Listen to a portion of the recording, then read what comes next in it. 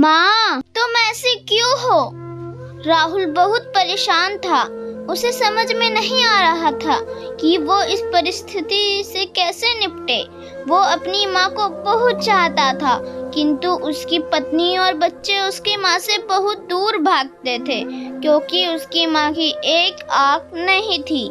साथ ही उसकी कमर भी 90 अंश पर झुकी थी। वैसे वे अपना काम सब खुद कर लेती हैं, किंतु फिर भी वो उसकी पत्नी और बच्चों के लिए हमेशा खटकती हैं। मुझे सब पता चल गया भाभी, आप चुप रहो। क्यों बहू, तुम्हें अपनी सास की कुरूपता पसंद नहीं है? समाज में तुम्हें नीचा देखना पड़ता है ना? डॉक्टर सुरेश ने सुमन की ओर व्यंग से देखा। सुमन निरुत्तर होकर राहुल को देखने लगी। आज तुम जिस सामाजिक स्तर पर हो वो इन्हीं के संघर्षों की देन है। और बेटा राहुल, तुम्हें शायद मालूम ना हो कि बचपन में जब तुम 1 साल के थे तब छत से नीचे गिरने के कारण तुम्हारी एक आँख फूट गई थी और तुम्हारी रीढ़ की हड्डी में भी समस्या थी। तब तुम्हारी इस कुरूप माँ ने अपनी एक आँख और अपना बोन मेरो तुम्हें देकर इतना सुंदर सा रूप दिया था।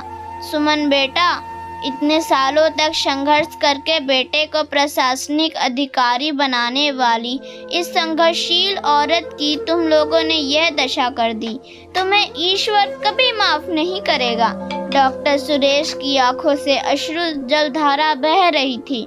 अब भाभी, आप मेरे साथ अमेरिका जाएंगी, यहाँ इन स्वार्थी लोगों के बीच नहीं रहेंगी। डॉक्टर सुरेश ने सावित्री से कहा। राहुल को तो काटो तो खून नहीं था। डॉक्टर सुरेश जो उसके चाचा थे, उन्होंने जो राज बताया उसके बाद तो राहुल को यही लग रहा था कि उससे ज्यादा पापी इंसान इस दुनिया में कोई और है ही नहीं। वह दौड़ता गया और माँ सावित्री के कदमों से लिपट गया। माँ, मेरा अपराध अक्षम्य है। मैं जानबूझकर चुप्पी साधे रहा, आपका अपमान करवाता रहा। अब सिर्फ आप ही उस घर में मेरे साथ रहेंगी और कोई नहीं। राहुल ने आग्नेय दृष्टि से अपनी पत्नी और बच्चों को देखा। सुमन को भी बहुत पश्चाताप हो रहा था, किंतु उसकी हिम्मत नहीं हो रही थी कि वह सावित्री से आंख मिलाए। सावित्री ने सुमन की मनस्थिति को समझकर उसको पुचकारते हुए अपने पास बुलाया और राहुल को डांटते हुए कहा, खबरदार, जो मेरी बहू को मुझसे अलग करने की कोशिश की तो तुझे ही घर से बाहर निकाल दूंगी। सुमन और बच्चों ने सावित्री के पैर पड़ते हुए अपने व्यवहार पर माफ़ी मांगी और माँ के हृदय ने सबको माफ़ कर दिया। दोस्तों, उम्मीद करती हूँ कि ये कहानी आप सबको पसंद आई होगी। अगर पसंद आई हो तो लाइक और सब्सक्राइब कर